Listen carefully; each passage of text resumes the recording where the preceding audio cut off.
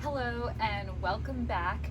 My name is Vinti and I am making videos to document my progress as I transform my backyard into the garden oasis of my dreams. Today we're actually on the front porch and I'm going to talk a little bit about the front yard. This isn't really the focus of my videos, but I do want to show it off today. There's a couple things out here that I think are worth talking about in the fall, so let's go.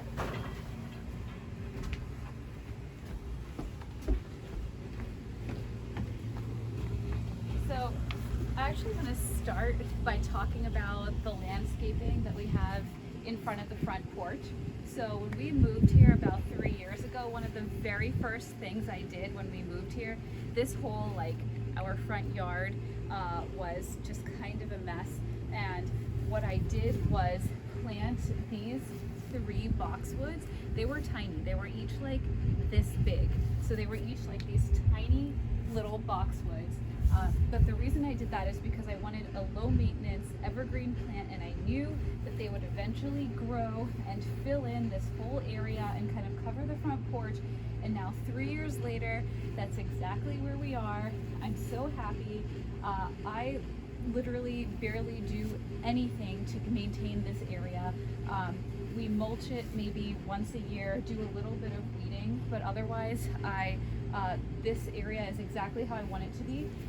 These 2 grasses do come up in the late summer, so they're really doing their thing right now. They're putting on their full show. They've got these little seed pods and these purple leaves, and then we've got something, I forget what these are called, blue something. They did have purple flowers, which are kind of dying off now, but these 2 grasses are tucked in here too.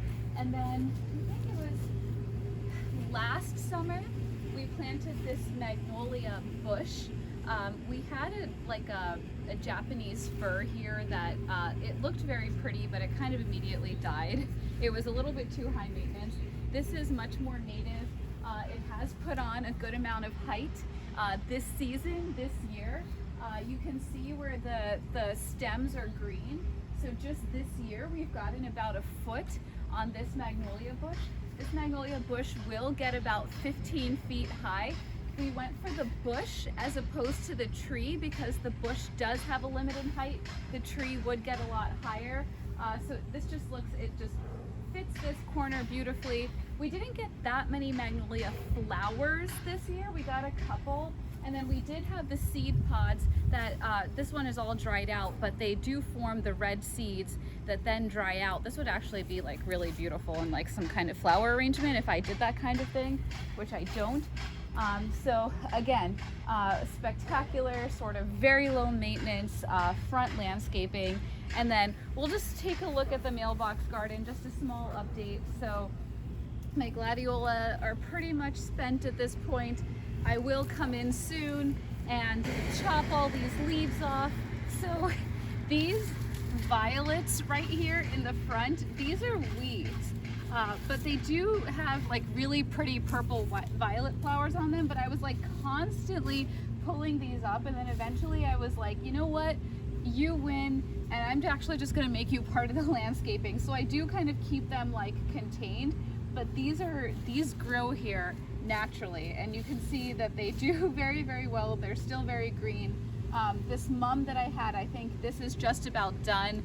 I think the nights are getting a little bit too chilly for it. This sedum in here, if you look down in here, this sedum spread from the container that I'm about to show you, and it is spreading really nicely and like will pretty soon be like a ground cover in this entire area. This spread naturally, like it transplanted itself somehow, but I was really happy to see that it had transplanted.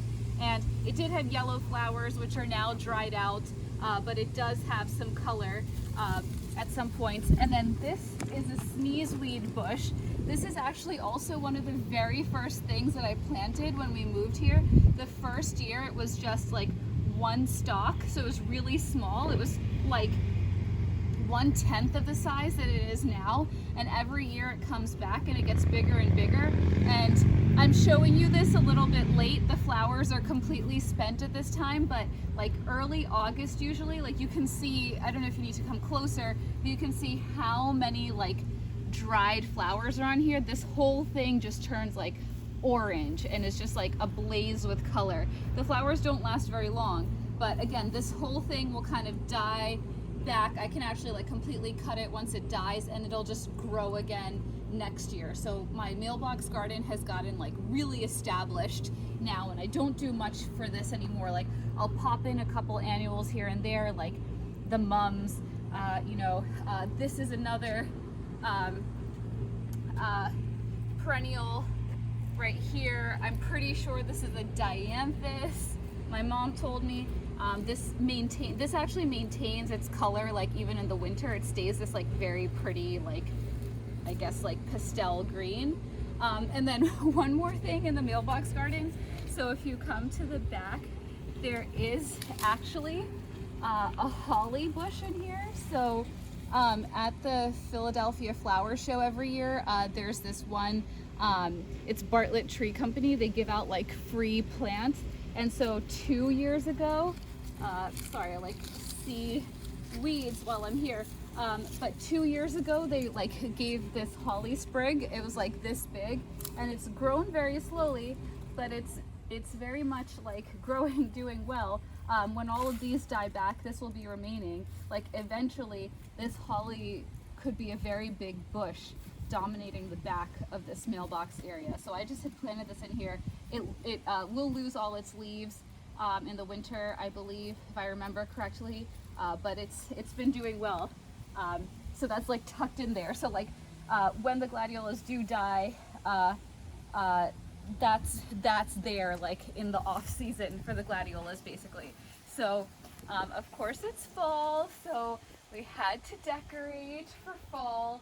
So here are our pumpkins. This is our front stoop display. So we went to a local orchard. It's called Linvilla Orchard. All of their pumpkins are pre-harvested, so we did not actually pick these in the pumpkin patch, and I don't know how many are actually grown on site and how many they like import in from other places, but we got it. I don't know the names of these varieties or anything like that, so I can't talk about that, but we went for color. So this is like a really nice yellow pumpkin.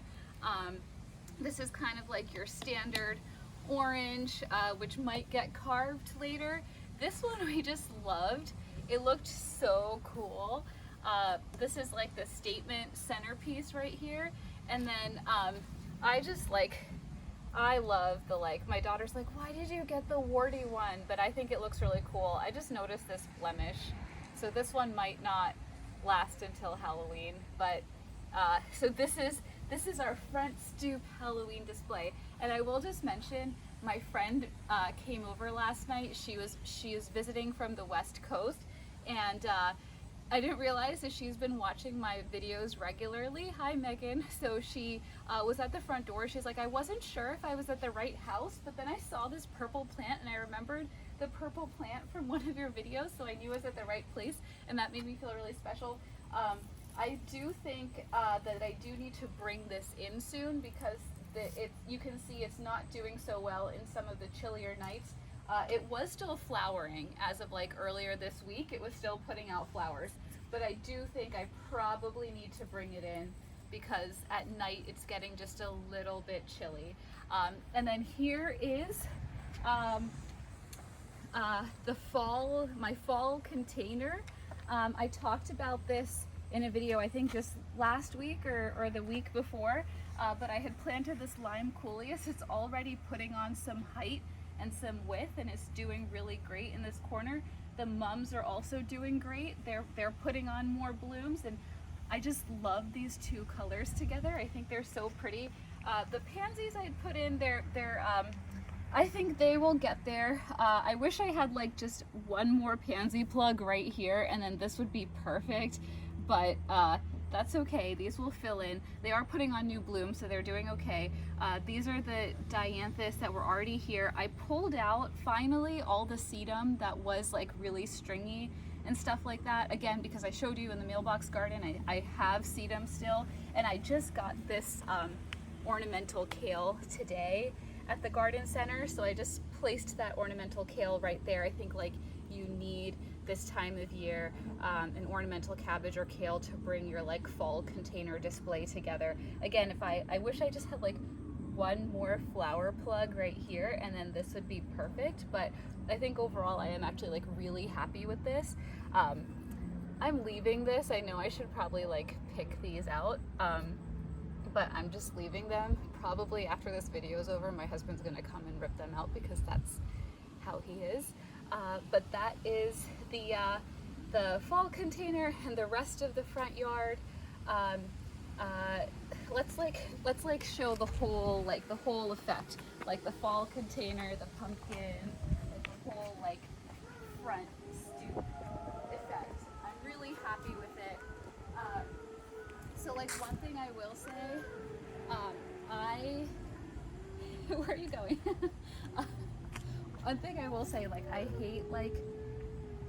I love like decorating for the seasons, but I'm very opposed to buying like plastic crap or even like wood crap or cloth crap that's like going to just like end up in a landfill eventually. I don't feel bad about buying things like pumpkins because like A, we'll probably end up like eating them, or they'll just go in the compost and they'll just completely decompose. B, you know, buying these pumpkins, we are supporting like the farmers who are using the land to grow these different varieties of pumpkins and these different things. And like, to me, like these pumpkins are like the most beautiful thing, and they're what we should be celebrating, not like some plastic like ghost figurine or whatever. But that's just me. So beautiful fall weekend day. Thanks for tuning in. Next week, just a little preview, I bought some bulbs, so we are going to be planting our bulbs for the spring and the fall. So see you next week. Thank you so much. Have a good day.